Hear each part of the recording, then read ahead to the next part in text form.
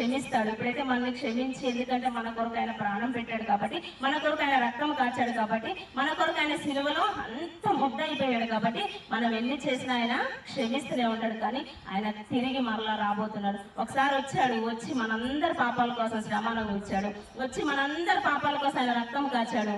మరలా ఆయన తిరిగి రాబోతున్నప్పుడు సమాధానం తీసుకొని రాడు, కానీ శాంతిని తీసుకొని రాడు, కానీ నీ దుఃఖాన్ని తీసివేయడానికి రాడు. కానీ ఆయన ఎలా వస్తాడు?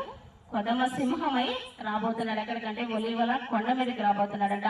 ఆ కొండ మీద ఆయన అడుగు పెట్టగానే ఆ కొండ కూడా 2 భాగాలుగా చీలిద్దంట.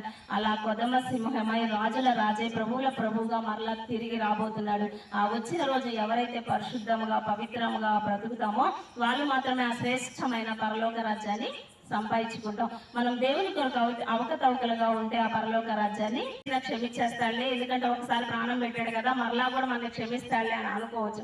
ఇప్పుడు సముద్రం ఉంది, సముద్రానికి ఎవరైనా ఎదురెళ్ళి నువ్వు నన్ను ఏం చేస్తావులే అని చెప్పి సముద్రంలోకి మీరు ఎవరైనా వెళ్ళగలరా?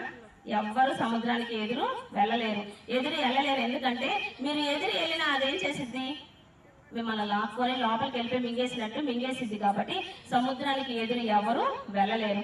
అలాగే ఇప్పుడు సింహం ఉంటది, సింహానికి ఎవరైనా ఎదురెళ్తారా?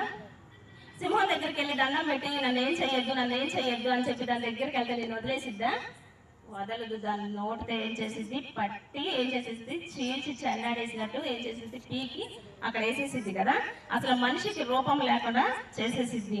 అట్లా సింహానికి ఎదురు వెళ్ళలేరు, సముద్రానికి ఎదురు వెళ్ళలేరు. ఇప్పుడు నదులన్నిటికీ కూడా సముద్రం ఎలా రాజో, అలాగే అడవి మొత్తానికి సింహం ఎలా రాజో, యేసుక్రీస్తు కూడా సర్వకోటి మానవాళికి రాజై ఉన్నాడు.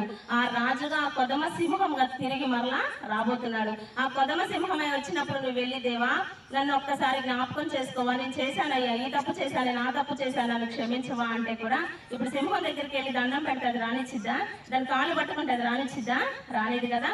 అట్లాగే ఆయన కొదమ సింహమై తిరిగి వచ్చినప్పుడంట ఎవ్వరికి కూడా క్షమాభిక్ష అనేది దొరకదంట. ఏం దొరకదు. ఆయన తిరిగి కొదమ సింహమై వచ్చినప్పుడు ఎవ్వరికి కూడా క్షమాపణ అనేది దొరకదు. ఖచ్చితంగా అగ్నిగుండానికి వెళ్ళిపోవాల్సిందే.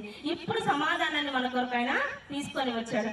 ఇప్పుడు సమాధానం మనకి ఇవ్వాలని చెప్పి ఆయన ఈ లోకానికి వచ్చాడు. ఇప్పుడు శాంతిని మనకి ఇవ్వాలని చెప్పి ఆయన వచ్చాడు. కాబట్టి మనకి అవకాశం ఉన్నప్పుడు ఏం చేయాలి? దేవుణ్ణి పట్టుకోవాలి.